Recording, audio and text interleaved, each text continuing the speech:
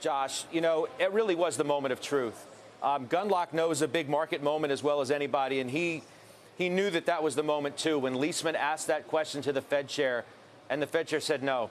75 basis points not on the table. We're looking at 50 for the next couple of meetings. Yeah, I think that's right, Scott. And, you know, you found out today what the market was most fearful of.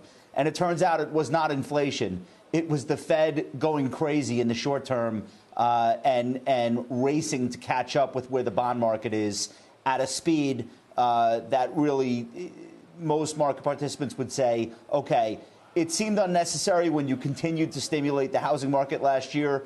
Now it seems unnecessary that you want to crash it. So that was the moment of truth. I think there were a lot of days, and I joked around with you the other day, where there's nothing going on. Maybe go tend to your garden. This was not one of those days. I think this was, you know, 900-point rally. Of course, it's momentous. But I think it was momentous because of the way it came together. It really accelerated into the close and fed on itself after probably a half an hour or so of really the market saying, all right, we kind of expected this, blah, blah, blah. That moment, I think, crystallized this idea, and Jeff and I are singing from the same hymn book. You can't stay as bearish as you were at VIX 20 when you're above VIX 30. And I've been saying this all year, and Jeff and I see this the same way. VIX above 30, we were at 35, I think, at the worst point on Monday morning. You have to be buying something. No matter what you think about Russia and this and that, you have to be adding to something. So I've been doing that. I bought a little bit more Amazon. I bought a little bit more AOS, for the people who are unfamiliar, looking at areas where you just say, OK, this is too much. This makes no sense. And I think that's going to continue to be the playbook. We're not out of the woods.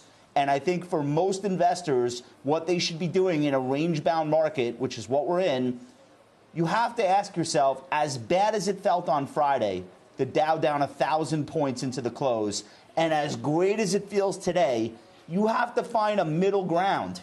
Your sentiment can't sway to the degree that the Dow Jones is going to sway. You've got to find a middle ground emotionally to stick it out through this, because it's real tough. Let me ask you this. So Gundlach says all clear. That was his quote. All clear for a short covering rally. And my question to you is, does this have legs? Is this a one-day thing? Do we reassess tomorrow? Or does this have some staying power to propel the market higher, like some have suggested can actually happen, and sharply so, in this month?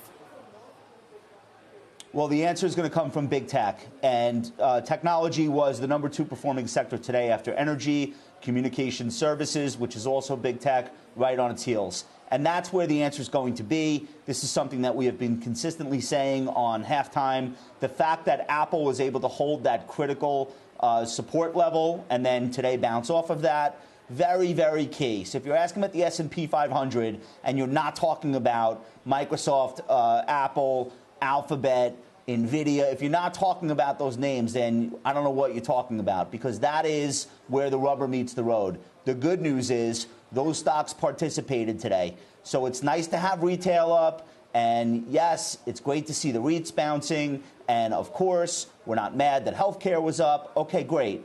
But you absolutely have to have the trillion-dollar market cap stocks be at the vanguard of a bounce if you want to try to trust it. So now the S&P is 5% higher than where it was at the worst VIX level, 35 on Monday. That's a pretty good start. Let's see if there's follow-through. You don't need 900 points tomorrow. You just can't have a 2 o'clock rollover. So let's stick around. Let's see what happens before we form a judgment. But remember, if it's a range-bound market, as we drift back lower to that 20 VIX level, start thinking about the stuff that's gone up a lot that you're not crazy about in your portfolio, because that's the stuff you're going to want to peel off. Unfortunately, that's the environment that we're in. But I think we have to be honest with ourselves about that.